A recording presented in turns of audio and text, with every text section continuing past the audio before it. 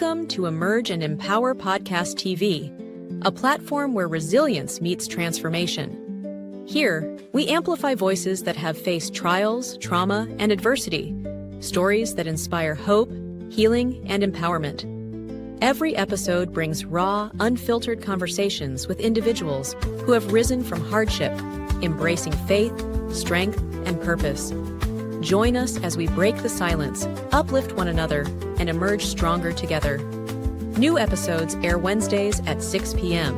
English and Saturdays at 6 p.m. with select Saturdays in Creole for our Haitian audience.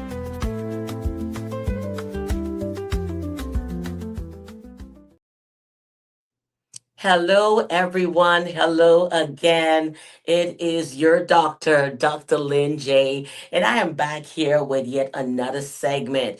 You know, Emerge and Empower, we're always about emerging, and emerging. And we have just come out of the She Emerges event, not only in Nassau, Bahamas, which was December 5th, but also on December 7th, celebrating we was 9th anniversary.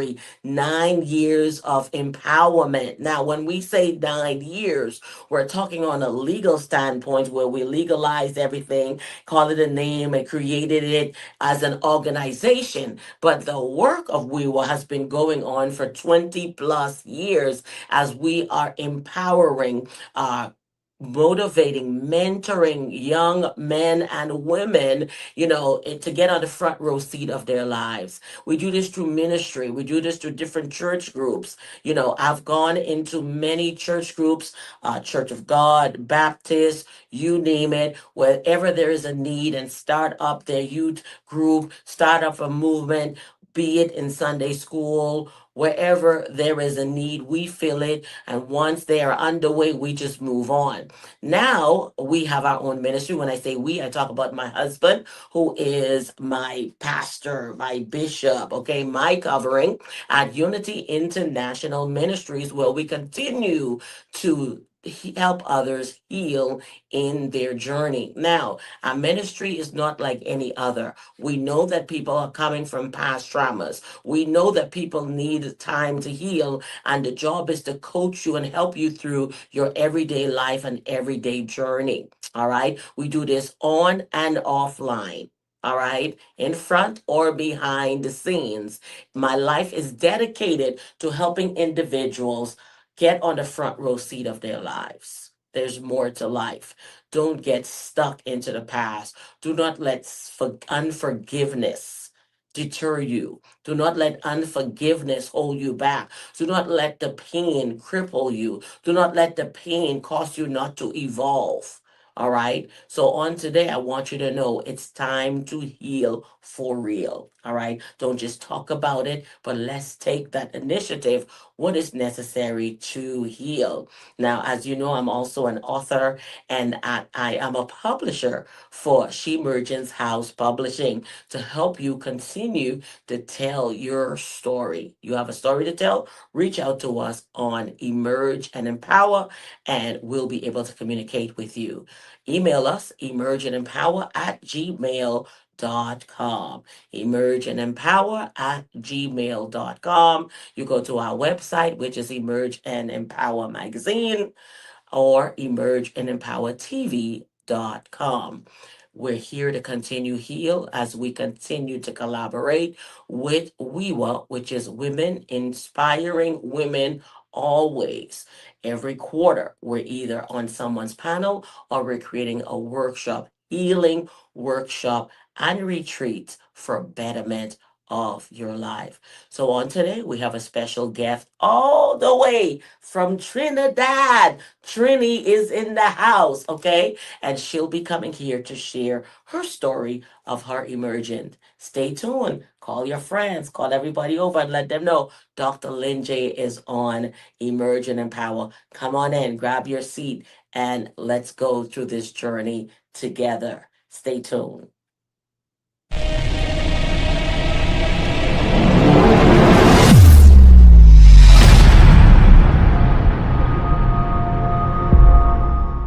Before the wine, there were wounds.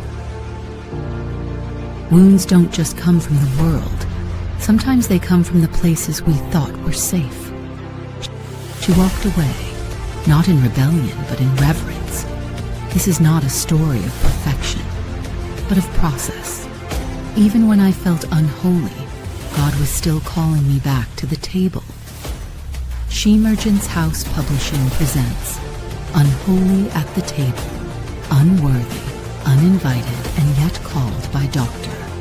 Linda Joseph. Order your copy now.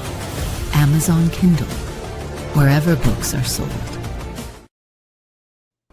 Yes, yes, yes. So that is the story in a nutshell. Go ahead and order your copies of the newest and the latest book, Unholy at the Table. Welcome, welcome, welcome, Cyndee, to Emerge and Empower. We are so happy that you are here. We're excited when we have our sisters and brothers across the globe that find that, you know what, I want to come on She Emergence. I want to come on Emerge and Empower. I want to come on to a WeWork platform and just come on and share. So this is a continued seat where we talk about what your emergence is like. And you, my dear, have emerged. You are She Emergence. Go ahead and introduce yourself to our audience on today. Hi, my name is Cyndee Dhalai, and like Dr. Linda said, I am from Trinidad and Tobago, which is in the Caribbean. Yes. Yay! Okay. And well, I've played many roles in my life, I should say that. I was a child, a sister, a student, then I became a teacher, a wife, a mother, um, a patient, a counselor to many people, a support system. Then I became a widow, and now I'm a writer and an author. And I'm on Empower and She Merchants. Yay!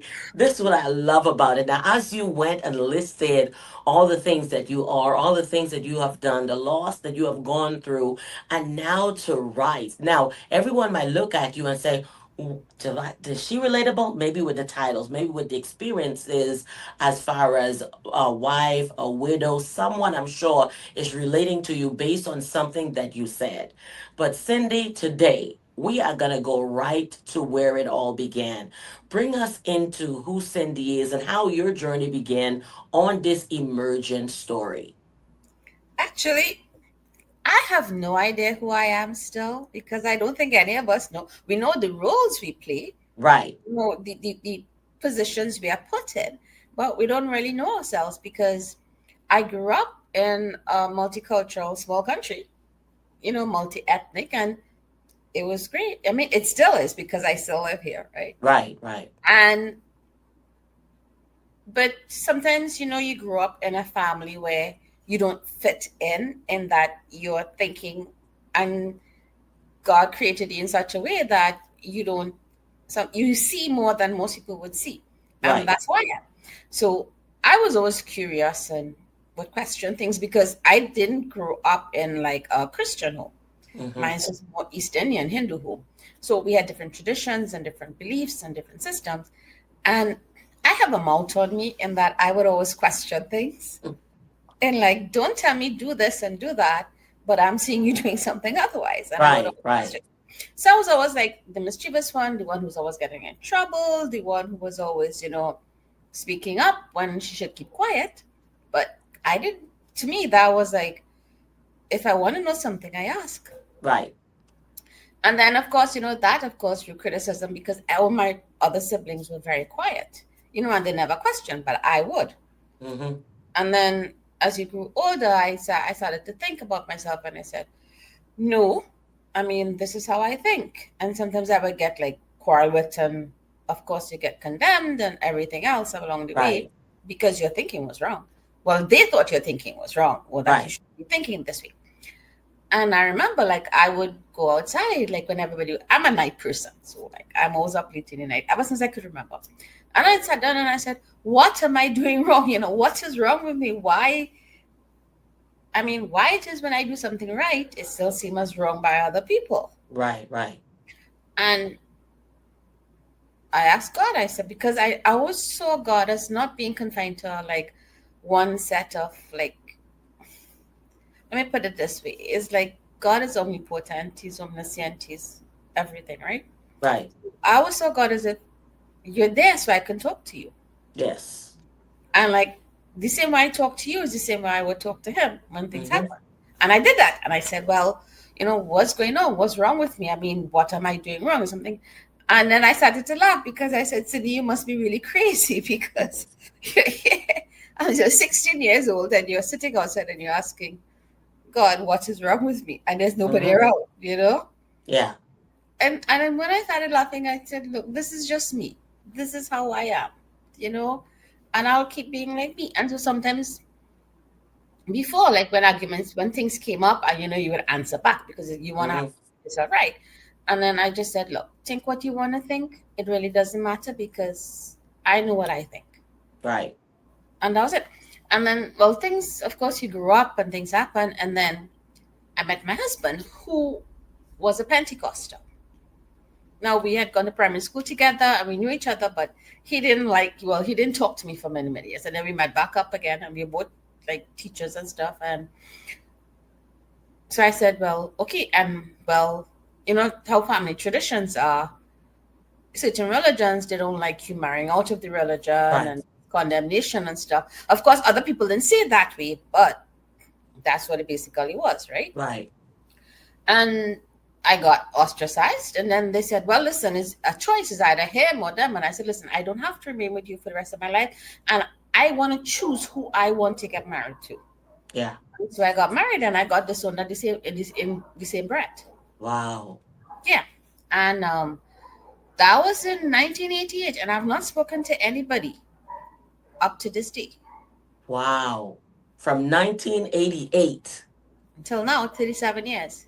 Wow. Because I made the choice that, listen, this is who I'm married to. And if you don't accept it, and it never came about that I said, Lord, I mean, this is who I'm going to build my life with. And my husband and I started, and that's what we did. We built our life together. We had 2 children.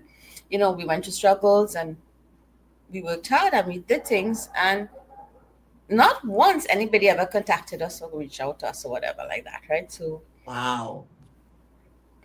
and the thing is that, in a sense, when I think about it, I said, afterwards, like when I was thinking about things, I said they did the best they could do in the circumstances that was. And the person I was then is not the person I am now. So, I let everything go and I just said, look, you know what? Maybe they saw it differently, but I saw it a different way and I forgive them and I just let it be. But the one thing I did say is that, Lord, you may not like it, but my life has been good and quiet in that aspect. And I'd like it to remain that way. Mm-hmm. Because I have grown a lot. Just when you and your husband have to work alone, Right. you cannot, you know that you have to make something for yourself. You're not Right. relying on anybody else, and there's nobody there to like help you out if something goes wrong. So you learn a different way to cope and to manage and to build things and to strive for what you really want. Mm-hmm. And then by that time we had 2 children, and we said, these are ours to look after because my children didn't ask to be here and I'm not going to put them through a whole set of strife and things like that. Right. So we continued, and then I started getting sick. When my body started getting sick, and I had no idea what was going on. Things would happen. I would fall down, bad headaches, and over the years things would develop, and then suddenly it all came to a head. And that we were doing testing and stuff like that and things because everything was getting worse and worse and worse. And then I started working with a cane, which was kind of strange because I'm a very active person and I love my independence. And I would go and I would do things and go out, and do everything for myself, basically. Even though I was married, I still had my sense of independence and that, you still want to go and do your own thing and go out when you want to go and work and stuff like that. And I was working, I was a teacher. I had 2 children. My husband had changed jobs, so he was working shifts and stuff like that. So basically, I was managing everything, the household things and stuff like that. Right. Right? Because he was busy and sometimes he worked daylight and I would have to see about doing everything else. And then my body started giving up on me, and I would go to the doctor and they would treat the symptom of what I had But then I began to develop allergies to all the medications they were giving me. Mm-hmm. Like, give me something else, I get allergic to that. Give me something else, I get allergic to it. Then in 2010, they found out, well, they did find out what was wrong after testing and me reacting time after time. Mm-hmm. And they said that my body had lupus, I had chronic kidney disease, I had jack-up atrophy, my hands and Wow. my fingers and toes were turning blue, I had vasculitis and Raynaud phenomenon and anemia and high blood pressure. And Wow. You just it had a was lot going on all at the same time. it was a list of many things that they had diagnosed me with. I mean, it was a long list, and I was like, okay. And and I remember the doctor them looking at me and saying, okay. So they said, you need to go for an evaluation because my reaction was okay, Right. you know, and because I never questioned why I got ill, which many Right. people didn't understand. Doctors didn't understand because most people would. So I said, well, what's wrong? And I remember the second rheumatologist, he had said, because most people don't react with just what? Okay, no problem. I said, because why should I ask why my body got ill? Because Mm-hmm. things happen in life that nobody knows. Children are born with illnesses, they didn't ask for it. Nobody knows how they got it. Right. Things happen in life. I mean, that's how it is, and I'm not gonna ask God, why did this have to happen to me? What did I do? Right. I said, because there must be a reason why this happened at this end. Mm-hmm. And that kind of started, that was kind of like the start of 4 years of fog.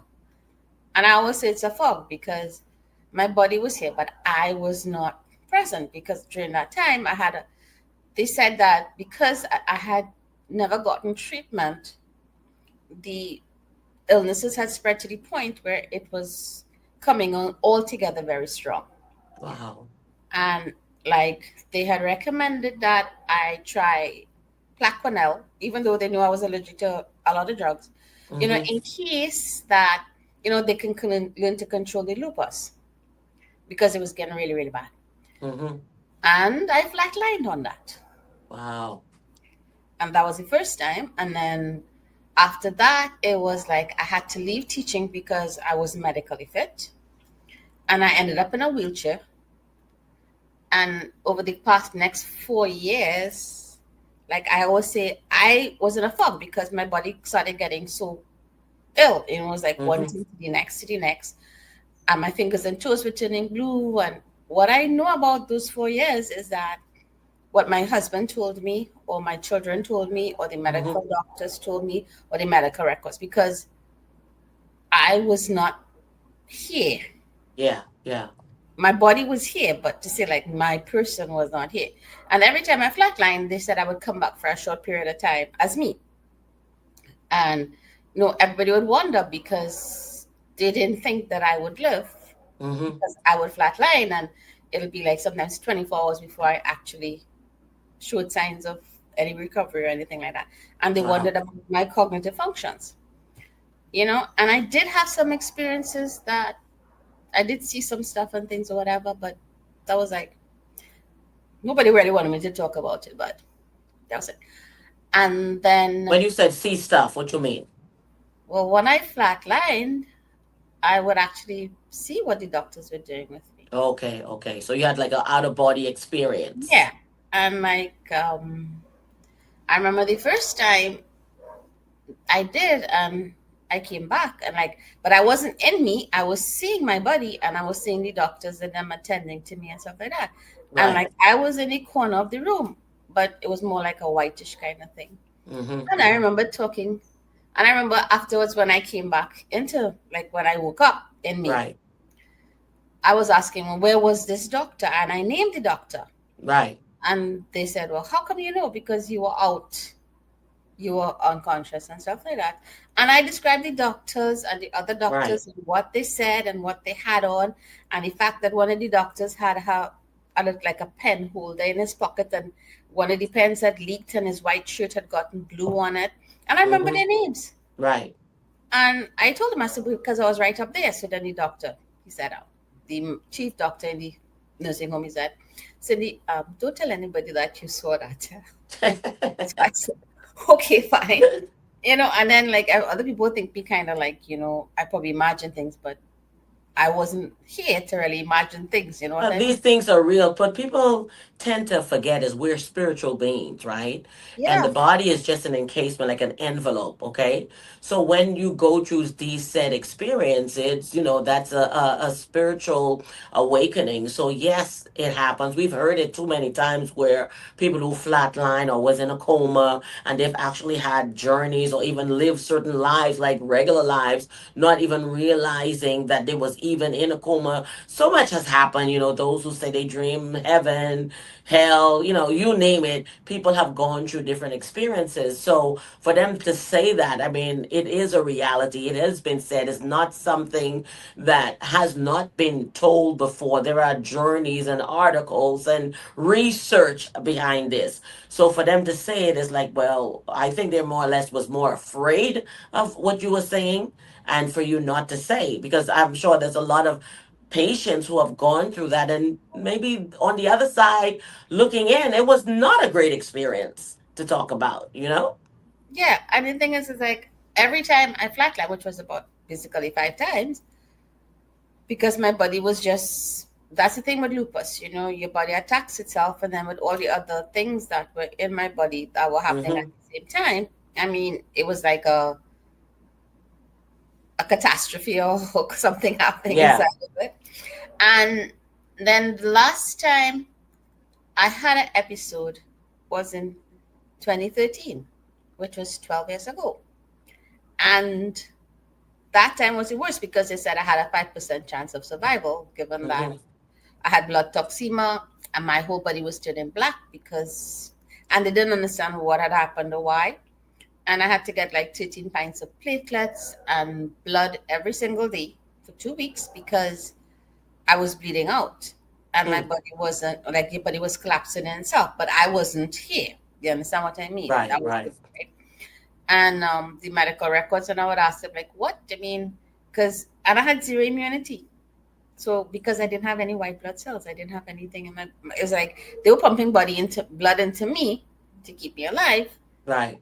and nothing was happening. And that went on for like 2 weeks, and they didn't know what else to do. So then one of the doctors said, "Well, listen, I have nothing. They have nothing to lose, so they're gonna try something." Hmm. And before they did, they said I just woke up and pulled out all the IVs and stuff, and I told them I'm ready to go home. And Wow. and since then, I've not had, I've not been to a doctor. I have not had any health troubles, even with COVID, and I'm immune deficient, so I have a Hmm. higher risk of Right, of catching a cold or anything like that. And right. I have not had any of those things happen. Um, and everybody wonders, like, because my doctor said I'm a medical enigma and a miracle. I'll walk in miracle. And the fact is, I was in a wheelchair for 11 years, and now I walk. This is after 2013, or everything stopped at 2013? No, I was in a wheelchair from 2010 until 2012, 2010 until 2022, January. Okay. Yeah, until Wow. 2022. I was in a wheelchair, and Hmm. I couldn't move because, like, okay, I did try to move and walk and stuff like that. When I started recovering in 2013, I Hmm. did try to walk, but the problem was that I would take a few steps and I would fall down. And sometimes I could move a little bit, but then my body would just give out. So it was a risk, and the doctor said they didn't know it was a neurological thing because they thought it was because I flatlined so much and it was so bad and things like that and stuff. So Hmm. Hmm. they said, well, Cindy, you can't walk again because your body is going to react and is going to reject that function. Hmm. And then, of course, on the other hand, my family didn't want me really trying because the risk was also is that if I try to, I could damage myself. And I'm allergic to all medication. I'm allergic to anesthetic. I'm allergic to everything. So if I fell and something happened, they couldn't treat me. Right. So it was Right. like a catch-22. It's like I can't try to do it because if I damage myself, what they're gonna use to treat me could kill me.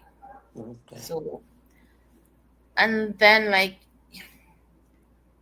it was like you fight yourself because I went from being someone who was very active and involved in school and counseling and taking my children all over because I had two children who were still in school, you know, and moving about and always being on the go to now I'm in a wheelchair and I'm not teaching anymore. And I love teaching actually.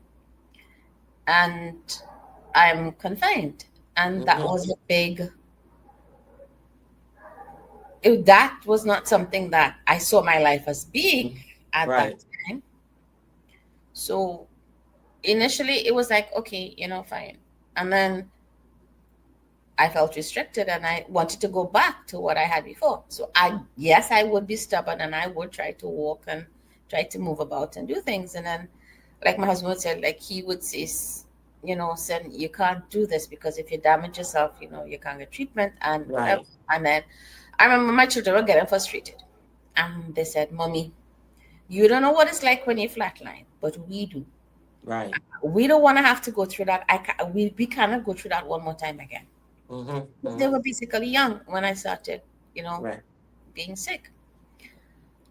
And so I said, I was never the selfish one because I was always there to, do things for people and support people and help people and encourage people. And now I was being the selfish one. So I sat down and I said, you know, what was I supposed to learn from this? Mm-hmm. Well, what was the purpose? Instead of saying, like, why this had to happen to me? And I sat down and I just said, what are the advantages? What am I supposed to learn from this experience, of losing everything that I knew life would be and life not being the way that I want it to be? Mm-hmm. What was the reason? What was I supposed to learn? And when I really began to think about it, then I sat back and I actually wrote a list of things that I came up with. And I said, Cyndee, don't focus on the things you don't have, focus on the things you do have. And I realized that it caused me to slow down. And I learned to listen more to what people were actually saying. Mm-hmm. Because sometimes, you're listening to somebody, and in the back of your mind, you're listening to them, but you're also thinking about what am I going to say? Oh, the person said this. Let me see how I'm going to respond to this. Or Right. I have to do this and this as soon as the conversation ends. Or, Mm-hmm. I have to go on. So you're present, and yes, you're paying attention, but you're not really listening. And sometimes Right. we miss little things. And that's what I realized is that I started listening and I began to notice things, that people didn't say. They would say something and it may seem on the surface to be like, yeah, that, normal. But then when you do take it in context and you think about it, you realize that there was something underneath it. Right. And I also learned to be more patient. And at the same time, I also learned to forgive myself because I kind of thought, to be honest with you, like at times I did think to myself that maybe I was doing things I wasn't supposed to do or in a position that whatever. And Right. I was like, affected everybody with my moods.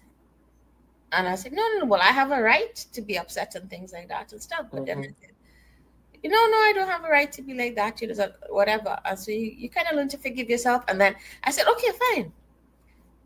Now I have more time. And I can do things that I always said, okay, my children love cook, love eat, they love different types of food and things. So I learned to cook and bake. And I love calligraphy because I did art.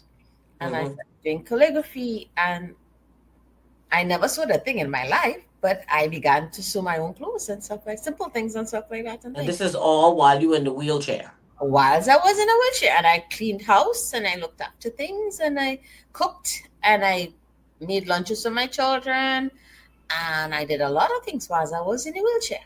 Mm-hmm. And sometimes I wonder how I did all of that, to be honest Right. with you, because you do wonder Obviously, you were where did this determined, come. and you did not want to let your situation, what you are going through, hinder the things that you could do. So, in a sense, you were also proving yourself what you can do, that you weren't limited to just being in the wheelchair or waiting for someone to care for you. Because first, you are a mother, you have children.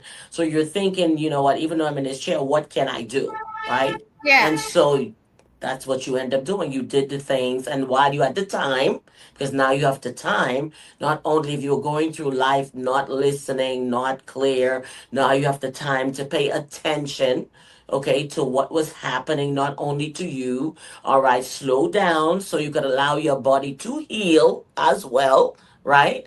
And to now get creative, using, what was meant to be a barrier, to be a hindrance, but to use that to your best advantage.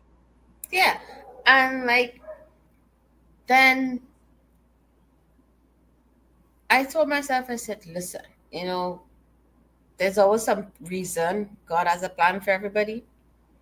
And I don't know what it is I'm supposed to do now, but I'll make the best of what I have. And then my husband got sick suddenly. And in 2021, on Christmas Eve, he died. Wow. Hmm. And all this while, because you said 2022, up to 2022, you was the wheelchair. Hmm. So that's like dealing with trauma after trauma. Yep. Because, you had to go from recovering your body, then you had to adjust it. And Hmm. and the strange thing was that he was always healthy. He was on the go and stuff like that. And then he suddenly got ill. And in a very short time, he passed away. And it was a shock because that was so unexpected, you know? Hmm.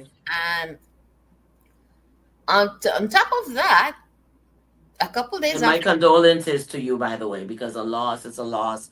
People sometimes take time to heal and grieve, especially for someone who was a loved one, someone that was there for you. He was your strength also, and here it is. Now you no longer have that. yeah, because we were married for 3.5 years, which is a long time. And like a little while after that, a sibling of his told me, "Why didn't you die instead?" Wow. Mhm.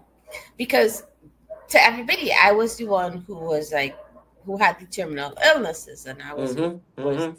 like the always in a precarious position. If Right. otherwise, Right. because you're never sure what's going to happen to me or when things are going to happen or whatever. Right. Right. Because I have to be careful what I eat and moving about and doing things and stuff like that and thing, right? And that shocked me because it Hmm. was like, why didn't you die instead? And my response was, something. I never thought to ask God that. Maybe if you ask God that, He'll give you an answer and you can Great tell. answer. Great And answer. I have never spoken to, and none of them have spoken to me since then.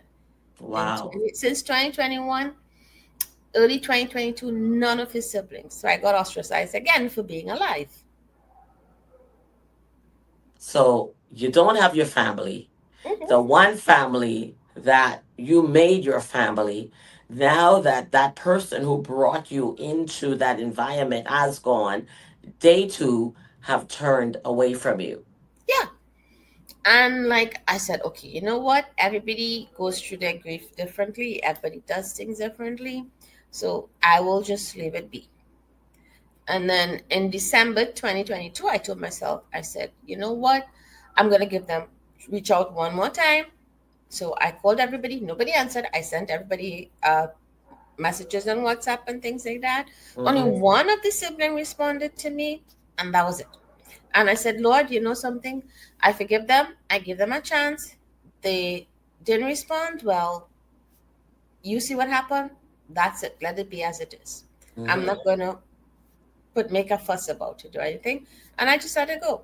Now, in 2022, after my husband died, I don't want to be a burden to anybody.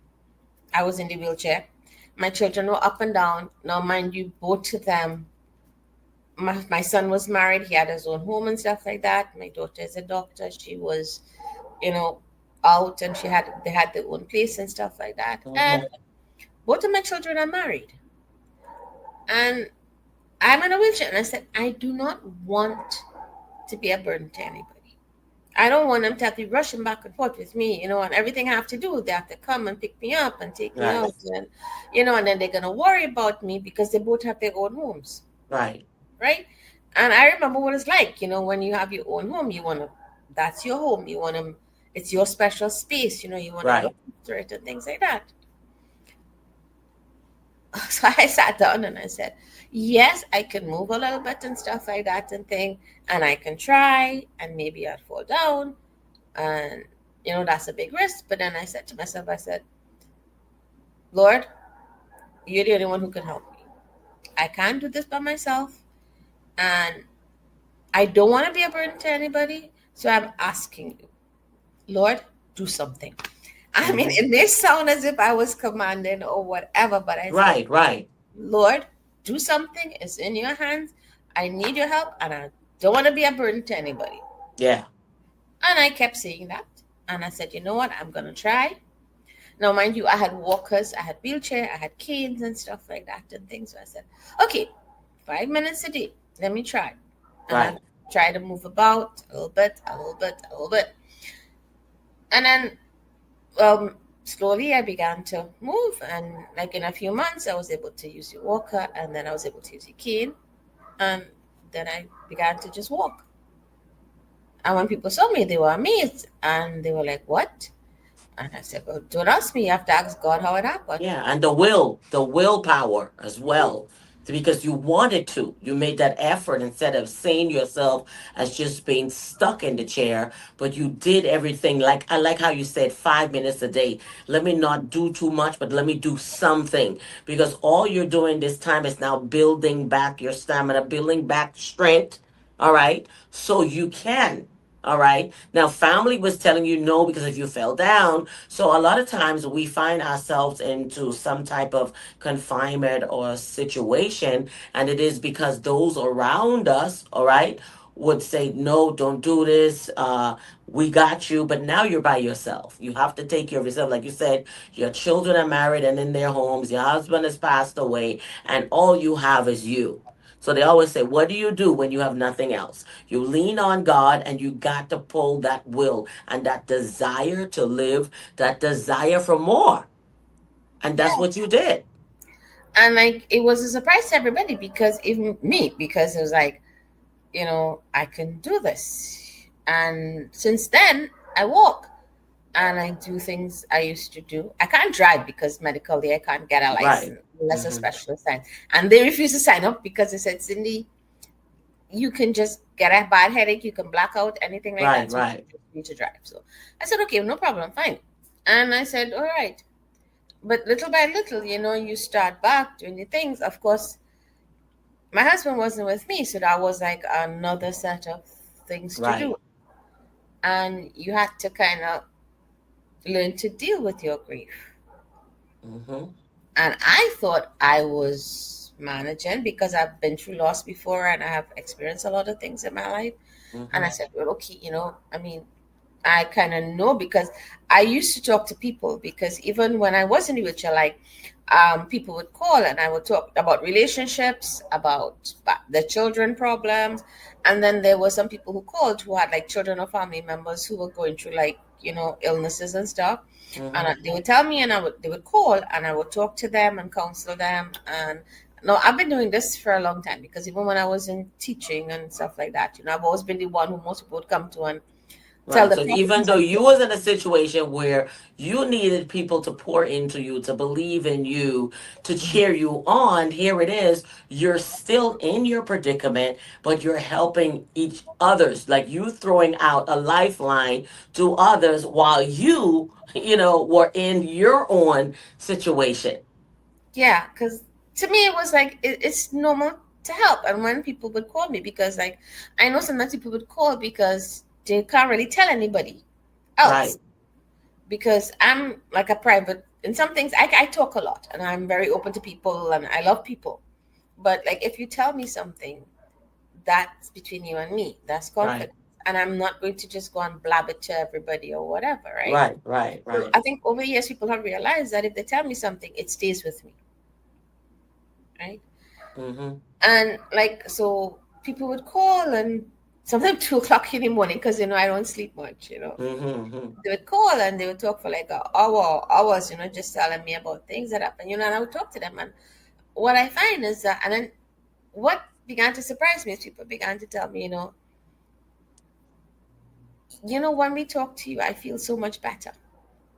And you do help me, because a friend was going through something very, very like deep and hurting her and stuff like that and thing. And she would call and we would talk for like a couple hours every day, and Mm-hmm. often. And then she said, you helped me a lot through a lot of things, and she was able to let go and release a lot of things. And no, Right, I am not like a trained psychologist or something, but I do counseling and right. stuff like that, right? And I did do special ed, so I'm like a special ed teacher, whatever too. Mm-hmm. And like they said, like when they had problems with the children, like parents would call because I had my number and said, Miss Cyndee, so and so and so. And I'm like, and up to now, actually, they would still ask me things. Mm-hmm. And, like I would tell them, okay, no, you don't do this. Maybe you should try this and put yourself in this position. And they'd also, like I helped you.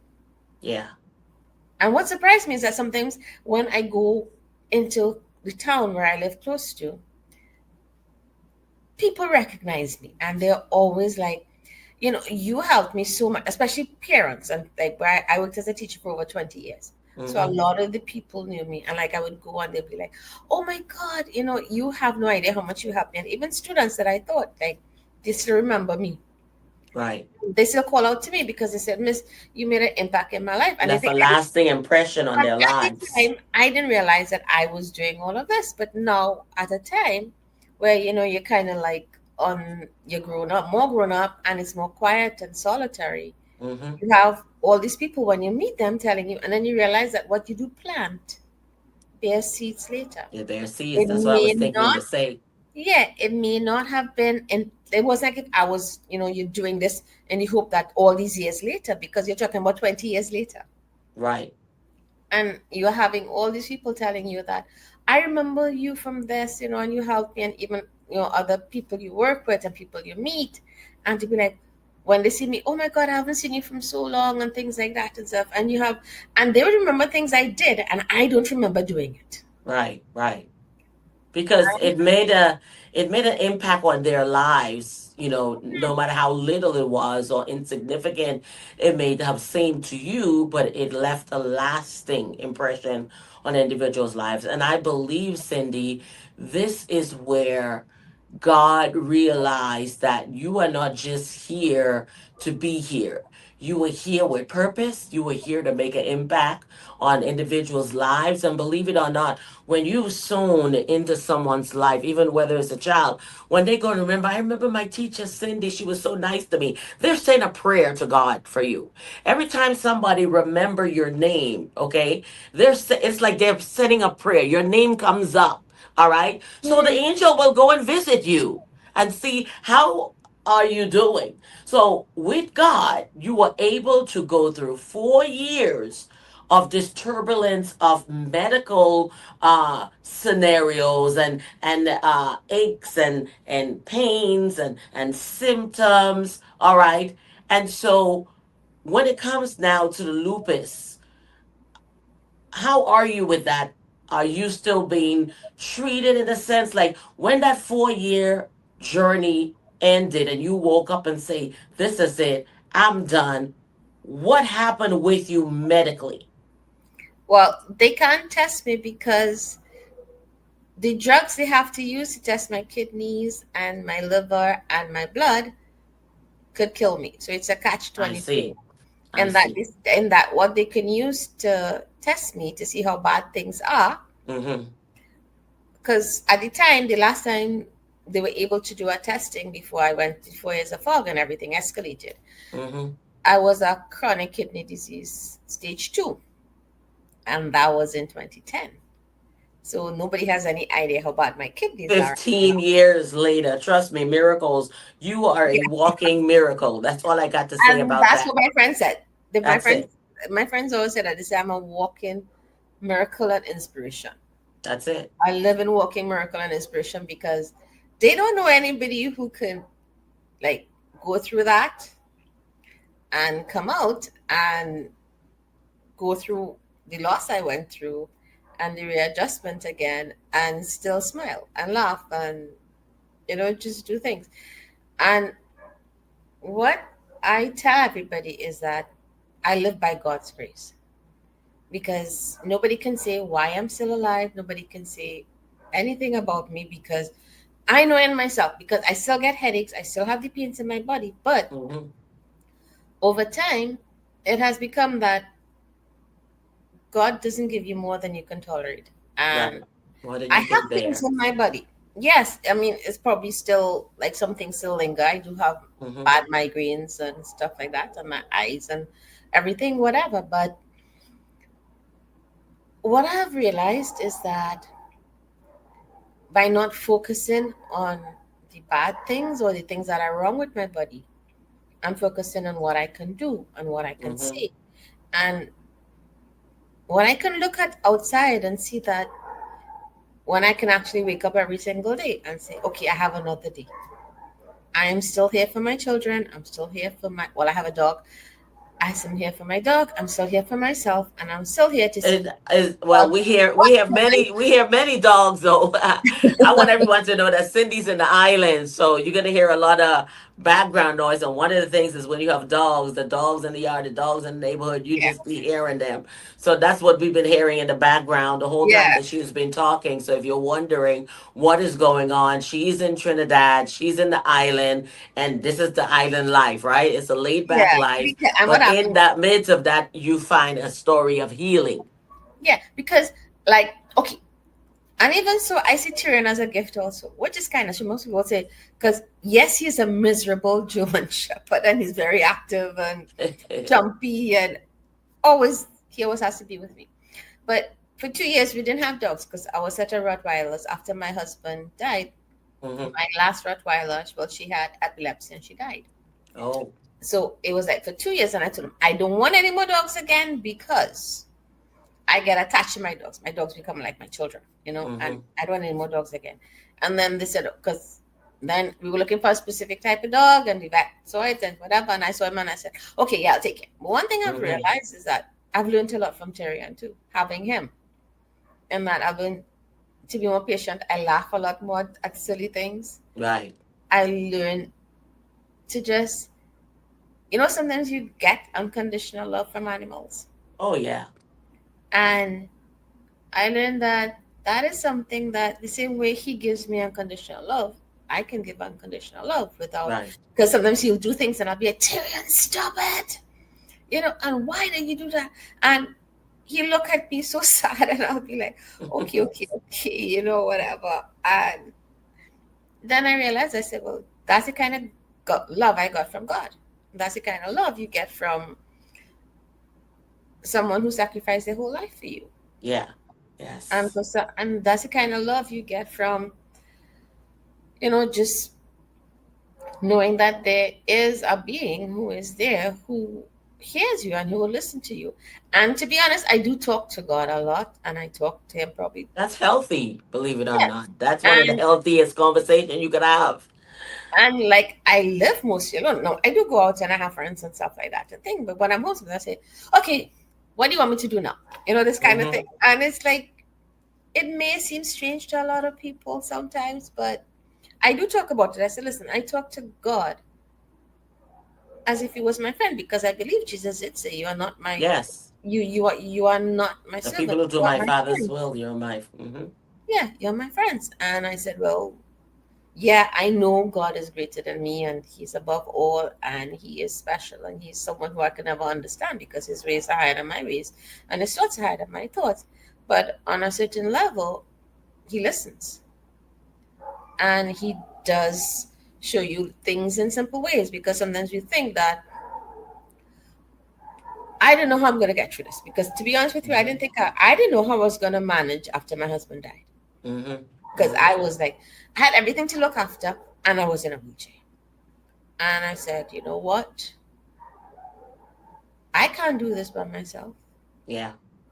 I can't do it. And my children won't be able to do the same thing either. Mm-hmm. So that's why I said, I mean, God, you're the only person who can do something. Help me. Yes, yes. So, and this is we talk about emerging and empowering ourselves. Indeed. And So, as we are about to close, Cyndee, in all that you have said, there are many people that you can actually reach, right? You yeah, can reach someone who is sick. You can reach a mother who has lost. You can reach someone who, like you, haven't spoken to their family for a while. There's so many people that you can reach. What word of wisdom would you like to leave in each of these areas as you have shared here on today? okay, let's look at the first thing, which is like family. And yes, family is important, and you can make the effort to reach out to them. And now, very often, when there's a split from family, maybe drama, maybe some things that happened in the past coming back up, a disconnect, right? So we sometimes want to, very often, we want to get back with our family because that's where we came from. You know, that's what we knew growing up and stuff like that. Hmm. And the first thing you have to do is start with forgiveness. Forgive them because you have to understand that they may see things differently from the way you see it. And at the Right. time, people acted and taught depending on the circumstances. And that was that was the person you were then. The person you were then is not the person you are now. Hmm. So you Hmm. can learn to forgive them. And if you reach out and they don't like retaliate, if they don't return or whatever, knowing yourself that okay, that was their choice, that is not your choice, you did the best you could, you forgave them, you reached out, but it wasn't reciprocated. So Right. accept that for now and tell yourself, well, God knows what he's doing. Maybe there's a reason why God has this distance between you and them, because maybe Hmm. you weren't supposed to go back to where you were before, because they might pull you back down from the person that you have become. Right. Right. Okay, in terms of illnesses, we because you are ill doesn't mean you've done something wrong, right? And because you're ill, it doesn't mean that you have a life sentence and God hates you or it's unfair, because when we know about it, God is not unfair. He treats everybody equally. And when you think about the fact that you are going through a lot and it may be hard or whatever, sometimes you focus so much on the pain and the situation and stuff like that, that you forget that you got through this day, didn't you? Hmm. Yes, you had pain, but you're still there, you're still breathing. And that sometimes you have to have something called blind trust and blind faith. And you have to step forward before you can move. You Hmm. can't stay in the position you are right now and said, well, I wish God would do something. I've been praying to God and he isn't answering. I've been reaching out to friends and people and nobody's really supporting me. And I feel Yeah. so lost and I feel so alone and I feel forgotten and my pain is so bad and nobody understands it. Yeah, you can say that. I mean, there's nothing wrong with voicing your feelings, because that is, Hmm. you recognizing what you're feeling. So Yes. you first have to identify what you're feeling in you. And Hmm. then, and from then, when you say, so, okay, fine, I am mad, I'm angry because I didn't want this to happen to me. This is not how I thought my life was going to be. I don't want to be in so much pain. I don't know why everybody left me. I don't know why this is continuing for so long. I thought at least it would be over by now, or things would have gone. Yeah, but Right. stop. But stop. Did you ever stop to think that maybe you are adding to what you feel or what you're going through by putting so much emphasis on the bad? Yes. Look at it. You are still here. You're still breathing. I'm sure you have somebody who supports you. And maybe if you stop complaining so much, people might actually be more sympathetic and more supportive of you. Yes. Because to be honest, when nobody likes somebody who keeps complaining, how are you feeling? Oh God, you won't believe what happened to me and my body Mm. is hurting. And they give you this long, long, long, long story about all these things. Yes. And you've heard it 100 times already. And you try to be patient. So think about it, you don't want to hear it from somebody carrying on. So, I mean, this by the same thread, other people don't want to. So, and then you have to go into whatever religious books you read, whatever religion you are. There are things that you can do, and sometimes you say just 5 minutes and just say, okay, let me just focus on something that I learned through the Word of God. No matter which God you go to, it doesn't matter. You know, there is healing in the Word, and there is power in recognizing that there's someone greater than you who can help you, but you have to be willing to make that step and commit to it. Don't start today and then do it for today and tomorrow, and then nothing happening after 2 days, and oh gosh, nothing happened, so I give up. No, everything you have to takes practice, Yes. and that's the medical side of it. And now we talk about the loss of something. When you lost someone, maybe it's a breakup, maybe it's not like in my case where I lost my husband, or I lost someone who I loved very, very much and was still a part of me, right? Grief, you have to understand, and loss in any form is personal, and Hmm. it's messy, and Yeah. you can't control it. And there will be days when you'll be up, days when you think you're managing, days when you're down. And a song, you might go somewhere and see something, or food, or a smell, or something, or bring it back. It's okay to feel hurt. It's okay to feel abandoned. It's okay to feel as if the pain is never going to go away. There's nothing wrong with that. But what you have to realize also is that there's a point where you begin to wallow in the pain and enjoy getting sympathy, and you play on the pain. But you have to realize after a while that yes, there was a we, there was a you and a me, and there was a we. But now you are gone and it's just me. Yeah. And I am still here and I'm breathing. And I will always carry that person in part of me, but I have to create space in my life. And in that instant, you turn to the only one who's there for you. I say, listen, this hurts a lot. I don't know what to do, but fill the space in me. And when you begin to do that, because that's what I did, every time I went through something difficult, I would see, I don't like it. I Right. don't know why it's happening to me. Hmm. I don't want to be this way. I don't want to be Right. the person who is always complaining and quarreling, and I don't want to be the person who's hurting. Yes. So show me, or let me find a way to see things differently. And that's what I've done. You look through eyes through a new perspective, and you do that when you stop becoming the participant so much in everything, and you That's start it. That's the key. observing. You stand outside and you say, okay, what am I supposed to learn from it? Not why is this happening to me? It is so unfair. Yes. Yeah, and every time you do Yes. that, and listen, no matter how old you are, how young you are, you can grow and you can change. Well, And thank that you is something so you much. have to learn.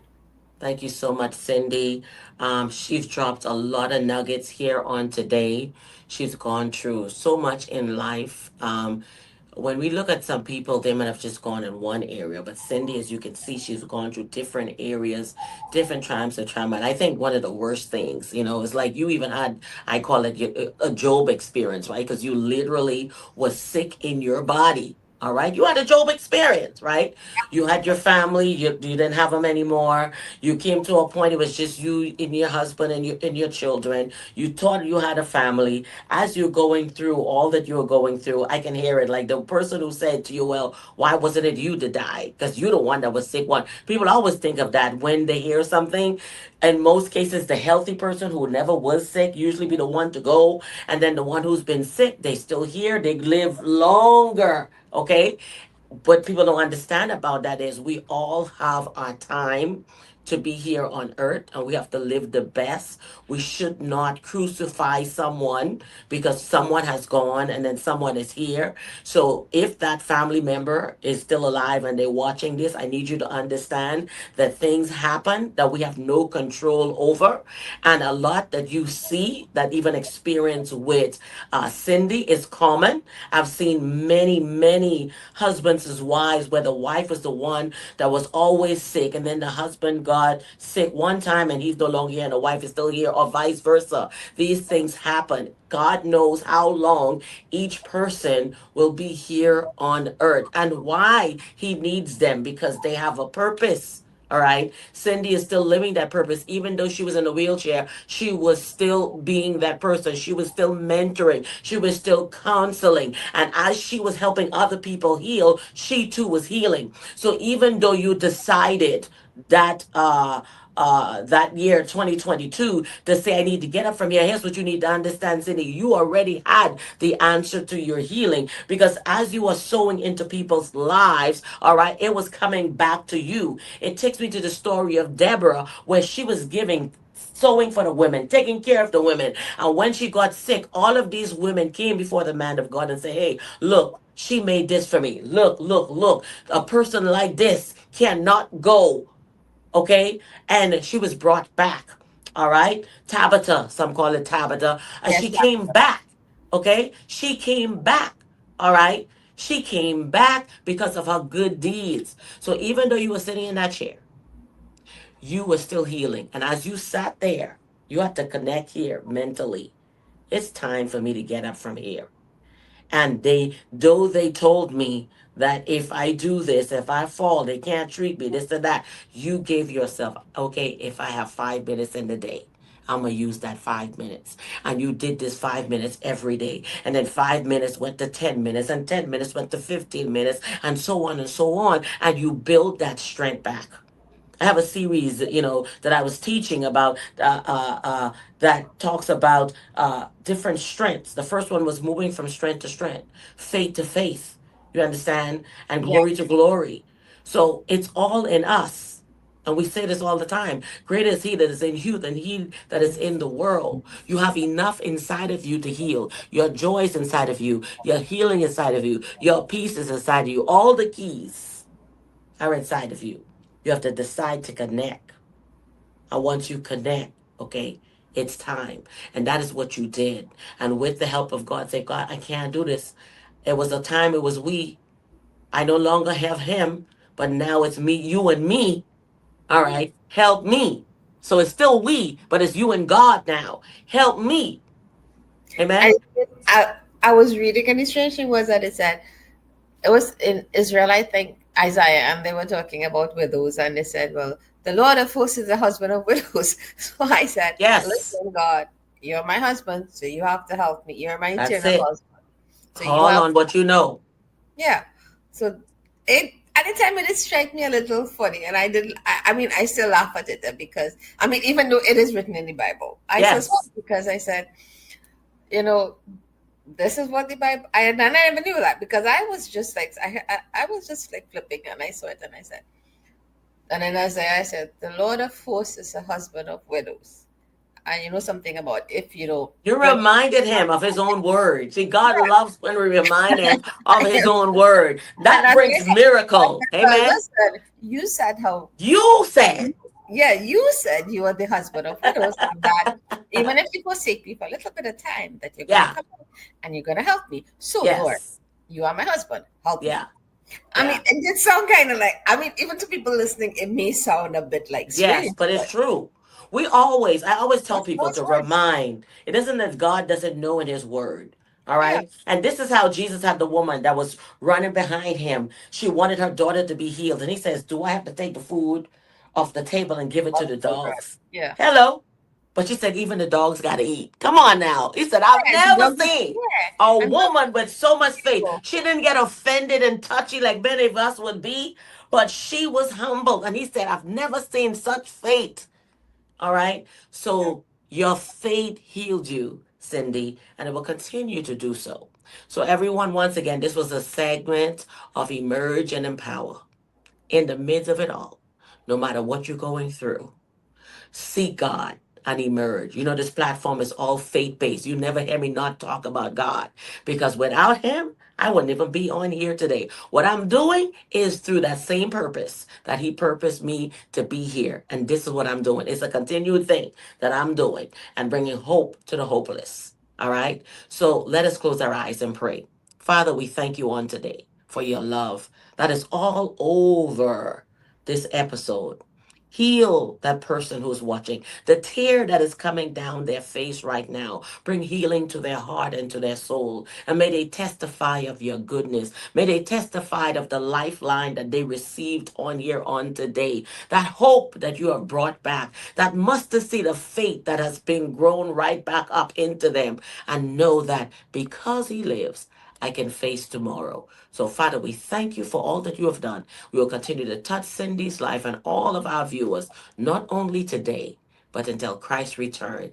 Amen. Thank you so much. You've been watching Emerging in Power with Dr. LinJ. Until next time. Bye-bye, everyone. Remember, this was Trinidad in the house. We're waiting on you right where you are.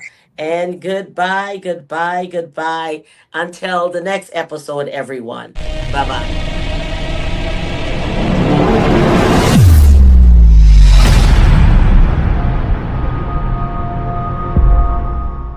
Before the wine, there were wounds. Wounds don't just come from the world. Sometimes they come from the places we thought were safe. She walked away, not in rebellion, but in reverence.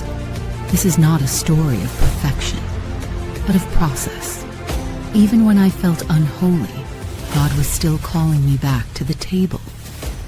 She Merchants House Publishing presents Unholy at the Table.